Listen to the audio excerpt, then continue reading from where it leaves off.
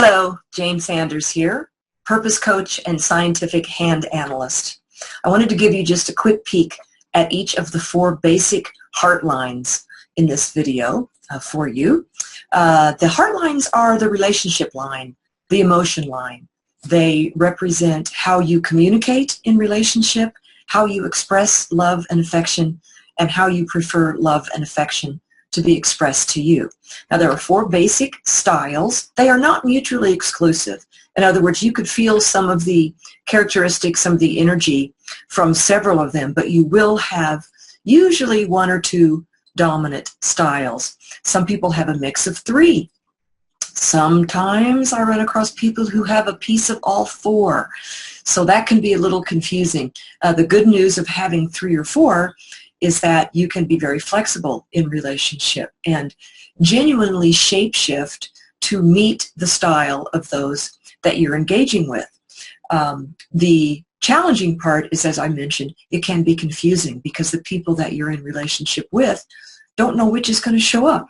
And you don't know which is going to show up when either. You may not even know how you're going to respond to the same stimulus at a different time. So it can be confusing, but the flexibility and adaptability is very nice. Okay, so the 4 basic styles. The first one that I want to explain is called the Hermit, and the heart line starts, I'm going to show you here on my hand, it starts underneath the pinky always and moves across the top of the hand. Where it ends determines your heart style or your relationship style. It can end here, where mine does right here. It can go all the way up to the index finger or just inside the index finger. It can go straight across and stop underneath the index finger, or it can curve more dramatically and come up inside just inside the middle finger. So the one that stops underneath the middle finger or just past it, and it can have a little bit of a curve to it, or it could be straight across, is called a hermit line. And if it has some curve to it, it's called a social hermit. Well, hermit doesn't mean you're supposed to go live in a cave.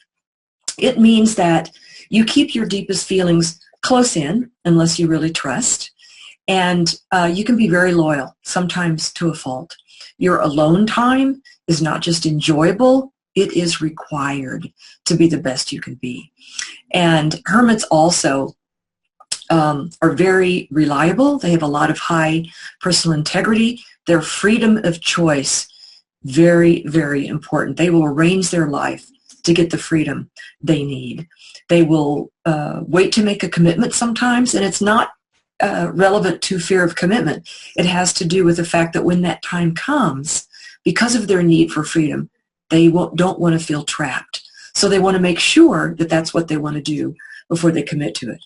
They will, flake out or cancel something if they have to, but it makes them feel bad.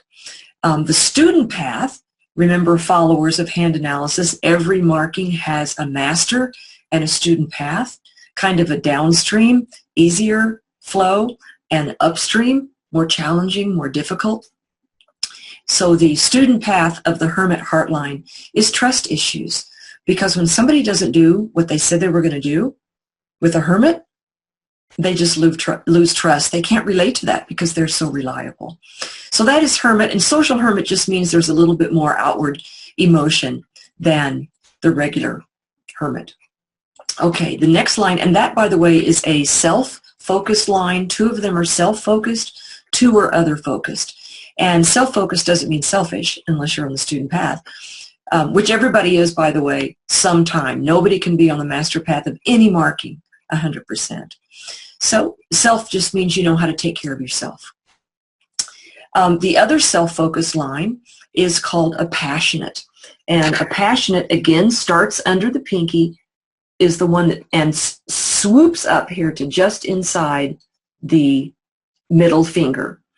And that's called a passionate. And passionates are just that. They're very passionate about life, very enthusiastic, can be vivacious, the life of the party, a lot of fun to be around. They can be a little dramatic. And passionates know what they want, and they want it now.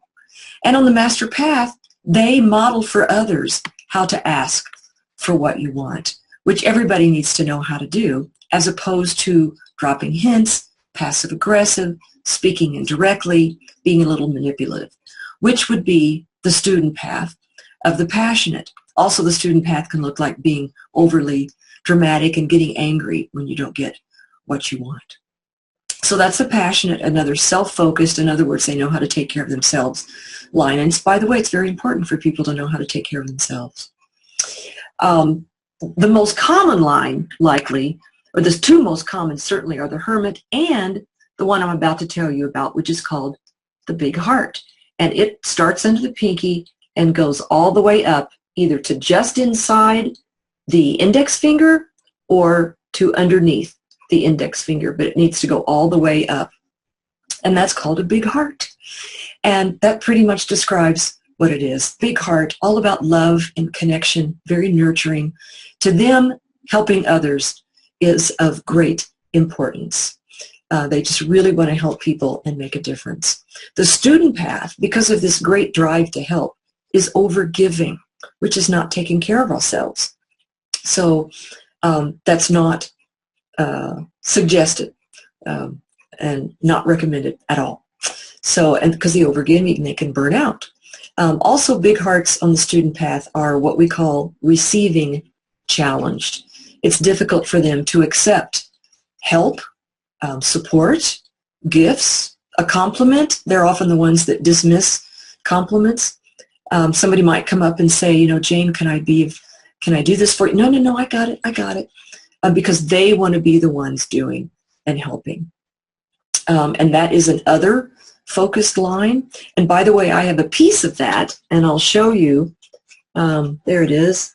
It starts basically down here and comes up this way. So it's a broken heart. It's a piece of a heart line, and it's a big heart. And on my right hand, I do have a big heart that goes all the way up. It's hard to see on the video, but it goes all the way up to my index finger. So I have a mix of two, the hermit and the big heart, one other focused and one self-focused. And the final basic style is called romantic idealist, and it is the other focus line, and it pretty much can go all the way across the hand. It's pretty straight. It needs to at least pass the halfway point between the middle finger and the index finger. So it would go straight across to at least here, and it can go all the way across the hand. And that's called a romantic idealist. And romantic idealists, because it's a long line, spend a lot of time in it, and it's a relatively straight line, so it's analytical. So romantic idealists are in their heads a lot about their relationships and their emotions. They try to figure them out and analyze them. Now, because they think about it a lot, they can be very considerate in relationship. A true romantic idealist would never, for example, have bubble bath wrap just in case they needed a gift for somebody. Oh no, they would take the time and the thought to go shopping and match the gift and the card to the person. Romantic idealists and hermits can be romantic but not super mushy, because remember, they're not that outwardly emotive. Their lines are straighter, which is less outward emotion. And romantic idealists love long, deep, meaningful conversations because that requires thought. The student path is that they're in their heads too much about their emotions, and it would be beneficial to them if they let themselves feel their emotions and process them and stay in their heart more. So those are the 4 basic heart styles, the real quick and dirty, and I hope it was interesting for you and helpful. Bye. You can reach me, by the way, on my website at precisionwisdom.com, PRECISION wisdom.com. Thanks so much.